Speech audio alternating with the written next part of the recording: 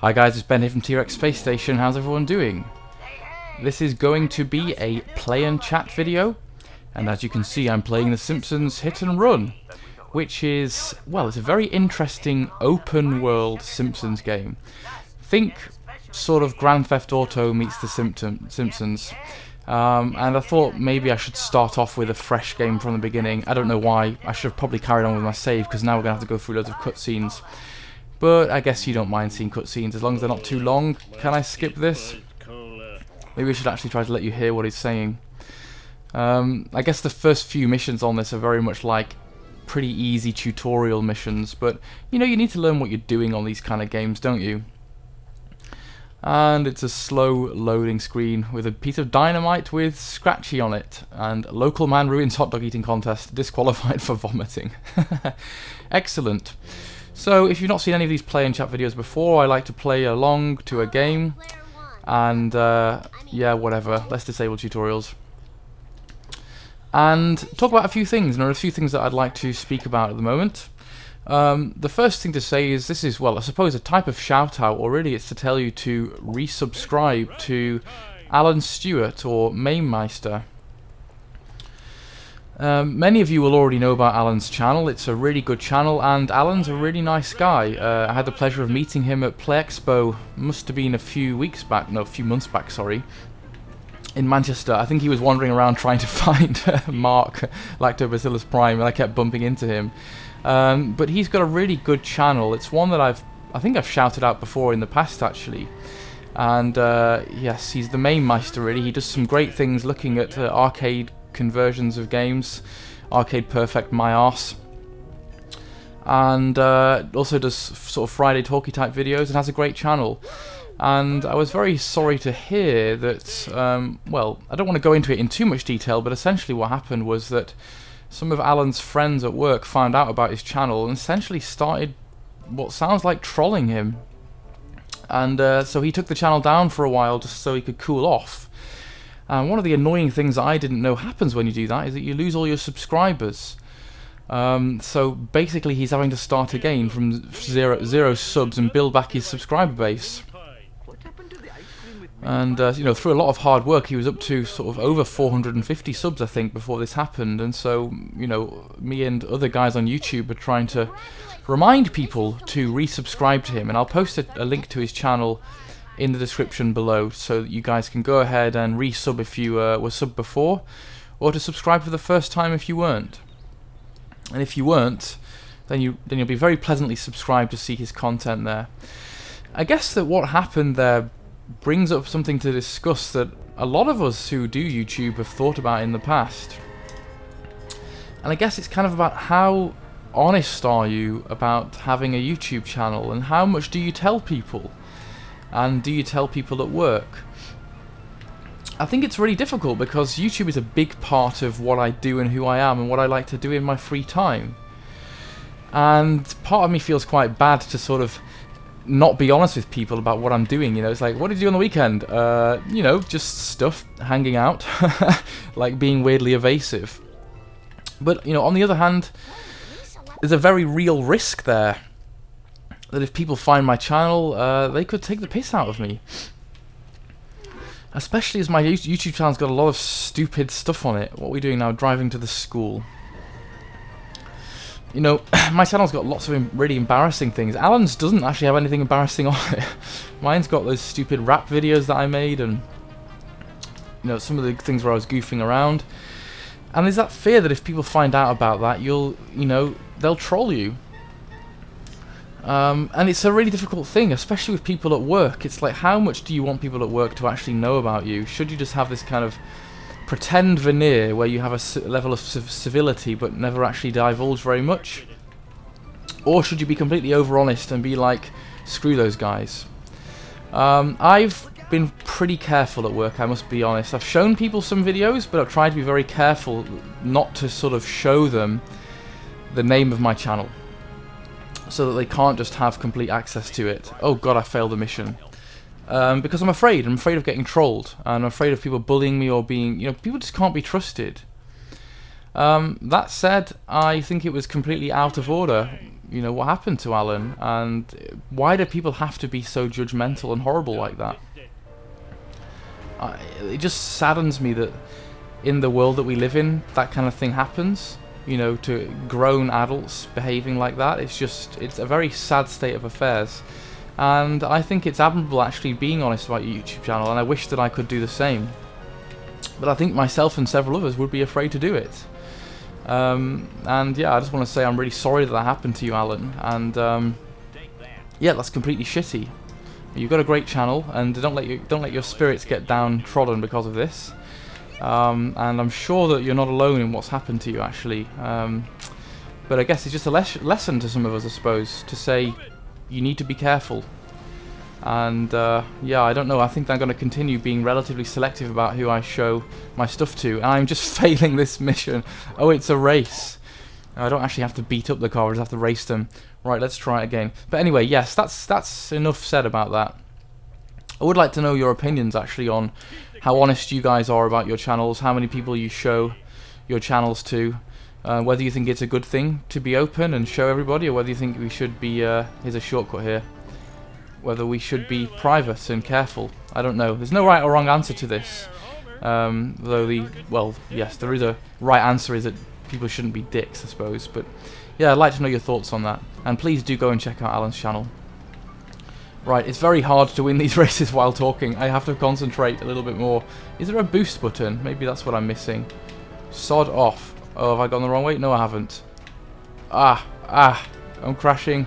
I think we should be okay. I thought I had to try to take the car out. I thought I was playing Grand Theft Auto, but I wasn't. I just have to beat him in a race. I could really do with some way of going faster. Oh, we should be alright now. Here we are. Oh, God, enter the school. Need to turn around. Anyway, let's do this bit first. Now, my next thing that I was going to do was to respond to a video by the 16-Bit Brothers. I think it was specifically to Danny, actually. He was asking, what takes you away from YouTube? Because, well, a lot of us will know that life has distractions. And I thought this was an interesting thing to talk about. Actually, for me, I am a very distractible person. I tend to come across as quite a frustrated person, I guess, because I have so many different things that I want to do and I want to put my time into, and I kind of feel as though I'm never actually doing all of them well. I mean, work is obviously a big one for all of us. I'm really busy with work, and yeah, I guess, oh, we don't have enough coins. I'm really busy with work, and a lot of the time in the week I'm really tired and I don't feel like doing videos, and I just get this brain fog where it's like I don't feel like I could make a decent video in this mental state.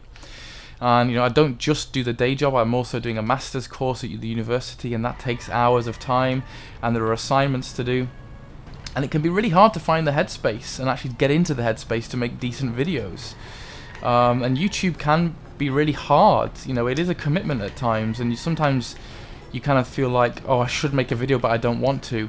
And I must say that if you feel like that, please don't push yourself into doing it. You really don't have to make content. You should do it when you're feeling like it and when you're in a good headspace.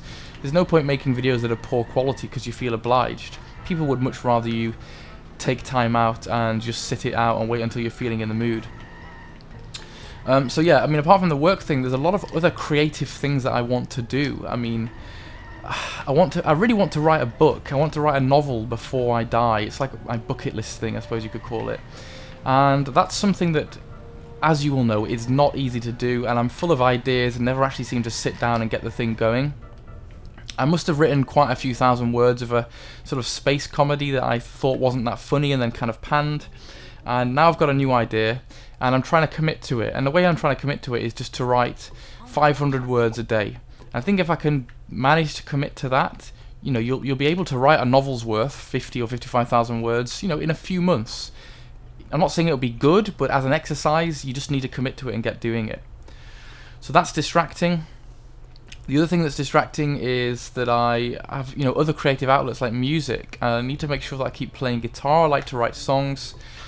I like to listen to music and make covers of music. And I suppose one of the things that I've tried to do is to kind of get gaming and YouTube to link up with some of my other hobbies. So, you know, doing the game, you know, the guitar covers of video games. That's one way of kind of killing two birds with one stone. Oh, there's a run button. But, you know, music is another distractive thing. It's another creative outlet that demands my time. And that these things can just, all of these things can feel like they're pulling. And then, you know, there's other things, family and my girlfriend and relationships, and it can just seem like you're never going to get the time to sit down.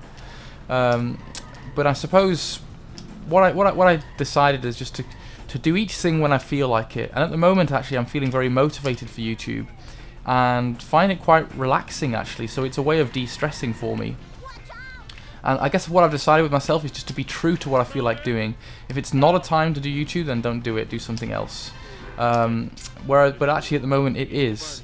But when my interest takes to doing music or to writing, I just have to let those things happen. And that's the thing with creativity, is you can't force it. You can't make one type of thing happen. You just have to go with the flow in a way, I suppose, and go with what your brain feels like doing. Find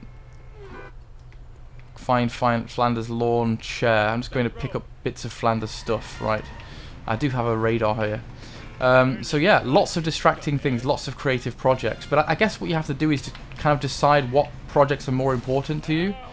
I do genuinely believe that there's time for the things that are important in your life. Maybe not time for infinite number of things, but certainly time for a good few important things. And so yeah, at the moment I'm trying to find time for YouTube and to keep that going. But I have all these dreams of being a blogger and a writer and in a band and stuff, and I just got to focus. I'm so scatterbrained at focusing. And I think my girlfriend would tell you that I can be quite a frustrated person because I feel like there's too many things to do and I can't seem to sit down and do any of them well. Certainly work is a bit of a drag at times. It's like I do it because I know it's sort of important, but is that really what I want? Is that the most important thing? Or is the most important thing the creativity? Because to me this is one of the bits that's more enjoyable, I guess. Here we go. We've got to climb up here and get... Is that an inhaler? Oh gosh. And now we've got to go back to Flanders' house. So yeah, I'd be interested to know, guys, what are the things that sort of take you away from YouTube? What are the projects? I guess for a lot of us it's going to be family and work, isn't it? Those are the big commitments in life, I guess. And right, then the next one is going to be a video response to Soul Funk Retro, who was asking, what are the kind of 3 defining moments for you as a gamer? And I suppose I've touched on a lot of these in the past before. So maybe I'll try and not talk about the time when I got a Mega Drive, alright? That's the story that I have to steer away from. I suppose one of them would be being very young and being kind of in high school. No, before high school, being in primary school and discovering my dad's old DOS-based 286 computer. And I remember saying to him, like, what is this? Can I use it? And it would be a defining moment learning how to use DOS and playing those first games, maybe my earliest games on there. There were a combination of games. He had Lemmings, and playing Lemmings was defining for me. It was an amazing game. It was very challenging for a kid, actually. But learning how to install those games and to run them using the DOS commands and to get them playing, to use the discs, that was defining because I was very young and I was already being exposed to gaming and to doing some, not coding I suppose, but at least using an interface that wasn't graphical. And I think that was an defining thing. I did later go on to do some coding and stuff, and you know, getting to grips with DOS and the command prompt system I think was very helpful from a young age. And I was way ahead of everybody else at school in computing because of using that old 286 computer. You know, going on to play some pretty damn good games on it, you know. Not just Lemmings and Mahjong, which were the first ones, but the Duke Nukem games and Commander Keen and The Incredible Machine. All of those were important, awesome games for me. So I think, yeah, learning how to use DOS and playing on that system was quite defining for me, definitely. Okay, then I guess the other one, the Plough King, purchased it from Barney at the gasoline station. Okay, I need to go. Let's see if I've got enough money. I guess the other ones that define me were probably playing on the Atari 2600. That was another early defining system for me. Right, let's see if we can buy this from him. Oh, I've got nowhere near enough money. Right, so we're gonna have to go make some money, I guess. The Atari 2600 was a very much the first games console that I played, and so that again was defining.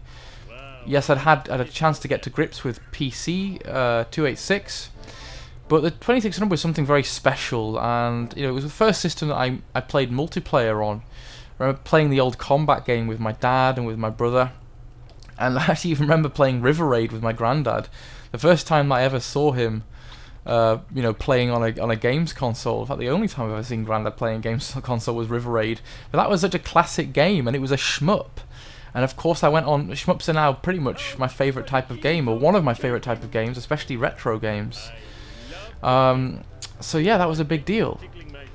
And I can just remember being pretty much in awe of the 2600, and it's a system that I love to collect for now, and that I look on very, very fondly.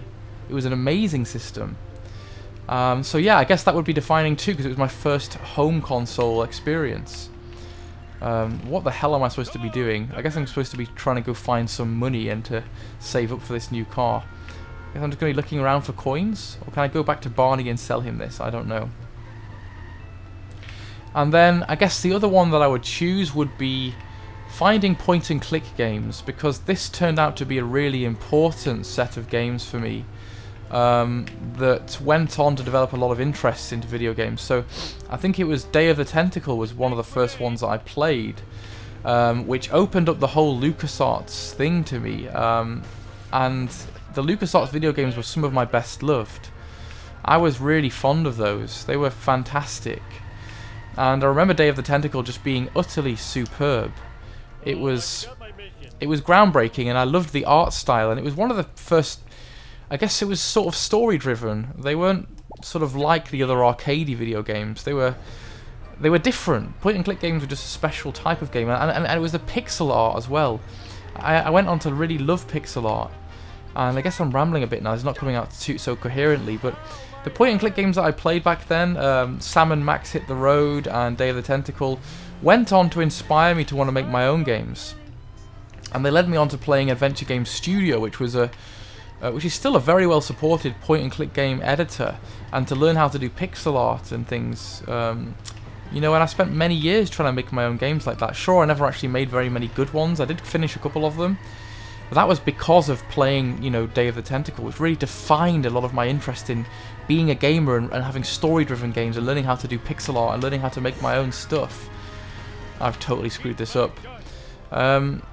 So yeah, I mean, Adventure Game Studio, if you've never checked that out, is a fantastic piece of software. Let you make your own point-and-click adventures. Oh, here we go, we've got some money. And there are some really famous games, the Yahtzee games, for example, really well loved. And people making, amateur independent games. That was, I guess, my first exposure to indie games, and that went on to be a really big deal. That was all through playing those LucasArts video games. Now I'm screwed. Those early LucasArts video games. So that was genre defining, and a really defining moment. So yeah, sorry about the rambling in this video. It's really hard, isn't it, to play a game and talk, and to try to think straight. A lot of rambling going on there. But please resubscribe to Alan Stewart, the Mainmeister. I will post a link to his channel below. And let me know your thoughts on things that distract you from YouTube or take you away from it. And also, it would be interesting to hear your video response to Soulfront Retro as well. And I'll post a link to his original video in the description below. Take care, guys, and I'll speak to you all soon. Bye!